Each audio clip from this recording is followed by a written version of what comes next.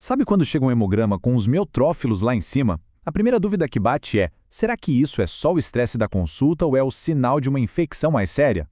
Pois bem, nessa análise a gente vai aprender a decifrar exatamente essa diferença, que é crucial na clínica. Pois é, esse é o dilema que todo veterinário enfrenta quase todo dia. Mas a boa notícia é que a resposta, na maioria das vezes, está ali, escondidinha nos detalhes do leucograma. O grande segredo é saber exatamente onde procurar. Para a gente entender o quadro completo, vamos seguir um caminho bem lógico. Primeiro, vamos conhecer o protagonista dessa história, o neutrófilo. Depois, a gente vai investigar os 3 padrões principais que ele pode mostrar para a gente: o de estresse agudo, o de estresse crônico e, claro, o de inflamação. Uma leucocitose, ou seja, aquele aumento no número de glóbulos brancos, sempre acende um alerta. Mas, como a gente vai ver agora, o número total é só a pontinha do iceberg. É exatamente por isso que olhar só o número total pode enganar, e muito.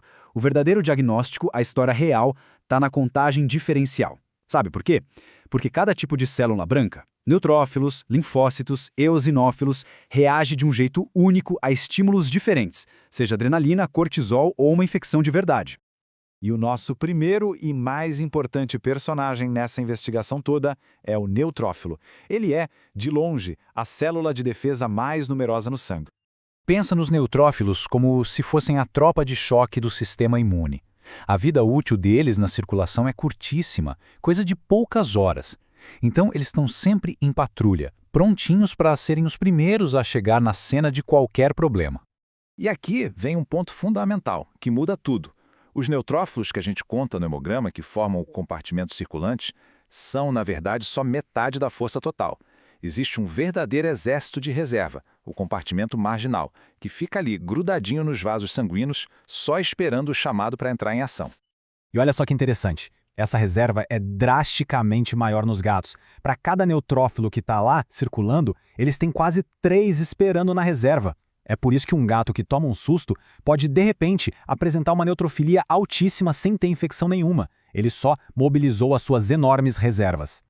Bom, agora é que a gente já entendeu como os neutrófilos funcionam, vamos dar uma olhada no primeiro padrão importante, aquele que é disparado por uma liberação súbita de adrenalina. É aquela resposta super rápida de curto prazo, sabe? Basicamente um alarme falso do corpo, causado por medo, agitação ou até pela simples contenção na hora da coleta de sangue. A chave para identificar esse padrão é a seguinte: há um aumento de neutrófilos, sim, mas são apenas células maduras. E o mais importante, não tem desvio à esquerda. Ou seja, a medula óssea não foi chamada para a batalha. Isso indica que não tem uma infecção real acontecendo. Mas e quando o estresse não é só um susto momentâneo, e se for algo contínuo, que se arrasta? Aí o hormônio que comanda a resposta já é outro, é o cortisol. Diferente daquela descarga rápida de adrenalina, o cortisol tem um efeito muito mais amplo e, de certa forma, supressor no sistema imune. Ele aparece em situações de dor crônica, trauma, hospitalização prolongada ou até mesmo pelo uso de medicamentos corticoides. Esse padrão é um clássico. A gente vê neutrófilos altos, mas ao mesmo tempo linfócitos e eosinófilos baixos. Essa combinação, neutrofilia, linfopenia e eosinopenia, é o que a gente chama de leucograma de estresse clássico. E agora sim, vamos analisar o padrão que sinaliza uma batalha de verdade, uma luta genuína do corpo contra uma infecção ou um dano nos tecidos. O que é esse tal de desvio à esquerda? Pensa na medula óssea como uma fábrica de células. Quando a demanda por neutrófilos é tão grande que os trabalhadores experientes não dão conta, a fábrica começa a mandar os estagiários, as células mais jovens, para a linha de frente. Isso é o desvio à esquerda. Então, o ponto crucial, o que realmente separa as coisas é este: a presença ou a ausência do desvio à esquerda.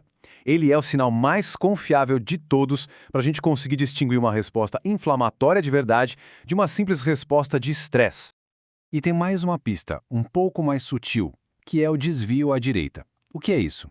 É quando a gente vê um aumento de neutrófilos hipersegmentados. São células velhas que ficaram circulando por mais tempo do que deveriam, por efeito do cortisol. Não é um achado tão comum, mas quando aparece, reforça bastante o diagnóstico de estresse crônico. Bom, agora vamos juntar todas as peças do quebra-cabeça numa visão bem clara e comparativa, para fechar o raciocínio. Olha só como essa tabela resume nosso processo de pensamento. Tudo começa com a neutrofilia. A partir daí, a presença ou ausência do desvio à esquerda é o grande divisor de águas entre inflamação e estresse. Depois, a gente olha os níveis de linfócitos e eosinófilos para ajudar a separar o estresse agudo do crônico. É quase um fluxograma. No fim das contas, a grande lição é esta. A gente precisa sempre analisar o padrão completo. Um único número alterado é só uma pista, nunca uma conclusão. É a combinação das alterações em todas as linhagens que nos dá a interpretação correta. E para a gente terminar, fica aqui uma reflexão. Conhecendo esses padrões numéricos, que outras coisas a gente poderia procurar na lâmina, na morfologia das células, como uma granulação tóxica, por exemplo, que poderiam confirmar ainda mais um diagnóstico de inflamação? É aí que os números se encontram com a morfologia e o diagnóstico fica ainda mais preciso.